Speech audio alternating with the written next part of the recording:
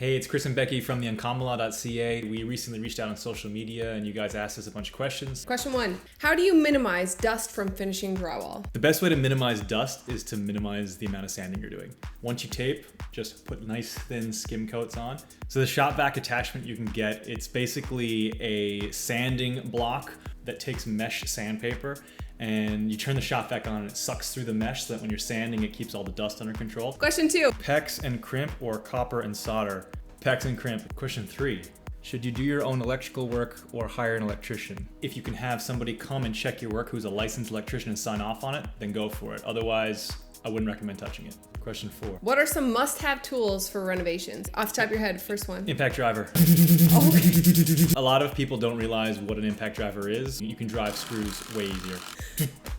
Another really good tool to have is a drywall lift. If you're trying to sling 12-foot sheets of drywall by yourself when your significant other's sleeping, you need a drywall lift. Question 5. Where should people look for the best how-tos? So we have a lot of how-tos on our blog, lots of tutorials on all the DIY projects we've done. A lot of bloggers post their tutorials on Pinterest, so there's a lot of material there. Question 6. What are some easy or inexpensive renos that can make a big difference to a space? Paint.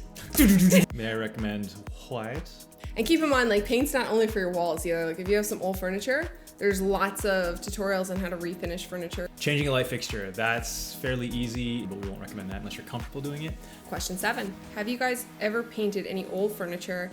Have any tips on how to make paint stick, what kind to use, etc.? If you have something in mind that you want to refinish or resurface or repaint, just bring it to a store that sells paint. Show them what you want to refinish and they will be able to tell you what product's best. Every project will need a different product depending on what it's made of. High five. Question 8. How do you fight the overwhelming feeling designing your own home, making choices on things, etc.? I just let her do it. It's so difficult to design for yourself. Sometimes the best way to figure out what you want is to go on Pinterest. Like, if you're renovating your kitchen, go and pin a bunch of kitchen renovations and then go back and look at them. And if you see trends, like you're pinning all white kitchens or you're pinning, like a farm style kitchen. What you think you want might not actually be what you really want. I have one more question. How did these people learn how to do renovations if they're first time renovators? Google.